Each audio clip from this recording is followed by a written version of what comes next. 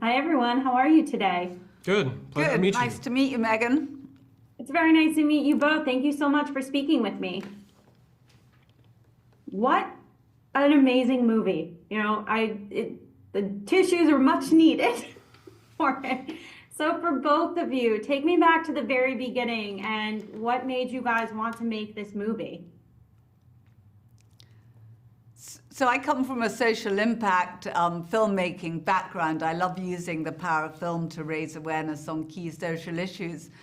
And I think it was just seeing the growing amount of people living on our streets, especially veterans, foster youth, and just regular people who were down on their luck, ending up on the streets, really struck a chord with me. And I decided, you know what, I've got to tell a story with it.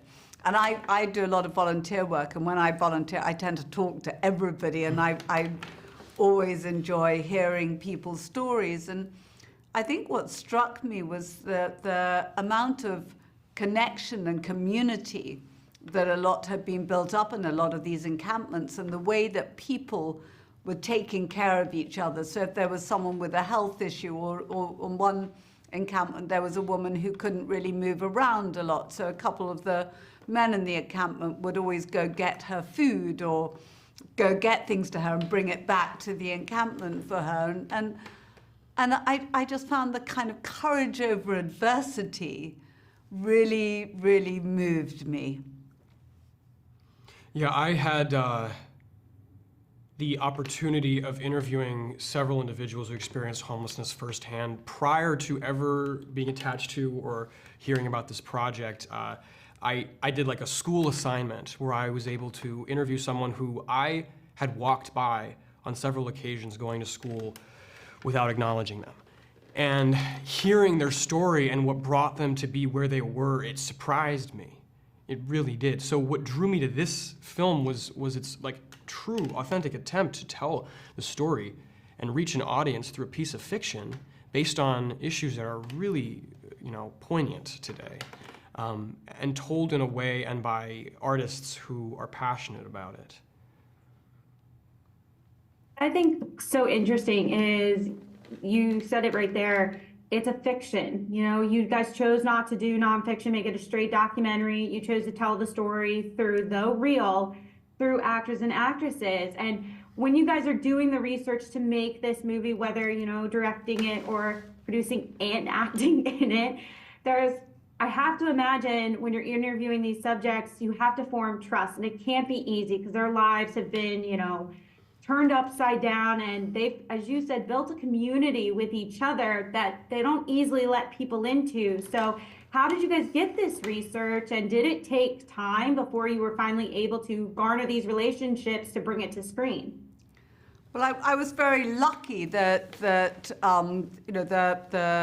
production company Robert Craig Films that got behind this film also, like me, wanted to make an authentic film on the topic.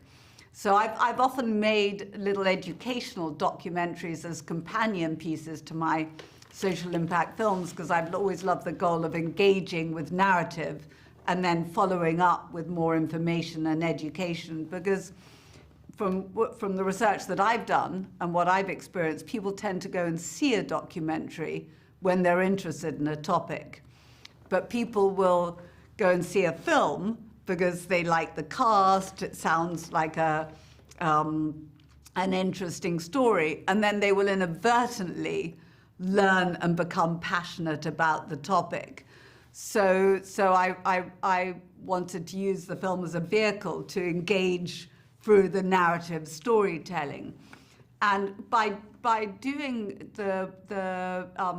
all this additional research and going around America on a bus and interviewing people all across America and hearing such a plethora of different stories, I really learned an enormous amount and was able to bring a lot more authenticity to the project. And we were very lucky that we had a homeless expert that came on as a consultant to the project, Dr. Robert Marbut, and also Philip Mangiano. And with the two of them, they both told us that it was very important when you visited an encampment, you need to respect people's living space. And so before you go in, you need to ask, is it okay? Could I talk with you? Could I come in, or wait to be invited in, but just not barge in? And if someone didn't want to speak with you, be okay with that too. And it's, I think, really being respectful of people is always something that's been very important to me. And you'll find some people were happy to talk, happy to share their stories. Others were not at a point when they were ready to yet, and just, that was okay. It's always important to meet people where they're at and with what they are comfortable with. And I was thrilled when I first talked with Lucas about the project, was that he already knew quite a lot about it, and we had a great initial discussion. And I, also wanted to cast this movie with people that were going to be passionate advocates on this issue, as well as great actors. Well, Lucas, for you, your character kind of has a different take on how he ends up homeless, and I loved it because everyone has their their own thoughts about it. Oh, everyone who ends up homeless, they're just deadbeats living on the side of the street. Oh, all of this stuff, and all of the stories just told, and so many different points of view, so many ways of how this ended up here. And Lucas, your character, he's finds a new family basically, and that's a struggle for his biological family. So for you, how did you make this character come to life? Yeah, Jimmy came from a fractured household, and that was one of the driving elements to where he became homeless on the street. And having to build a family for himself, a support mechanism, a group of individuals who he could both rely on and who relied on him. That was something that for Jimmy was really important, that maybe he didn't even realize, is that he needed people relying on him as much as he needed someone to rely on. And I think that is, that's pretty universal of a feeling.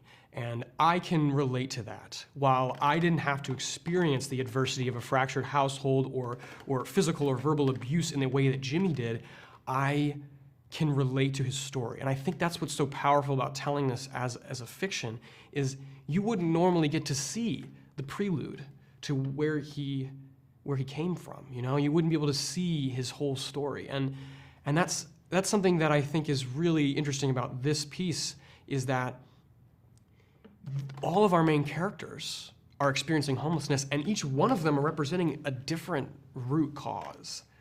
And there's no one, way that we can say we know for sure that's the path of a solution for this. We have to spread awareness about this, and having an issue this large, it's easy to feel helpless.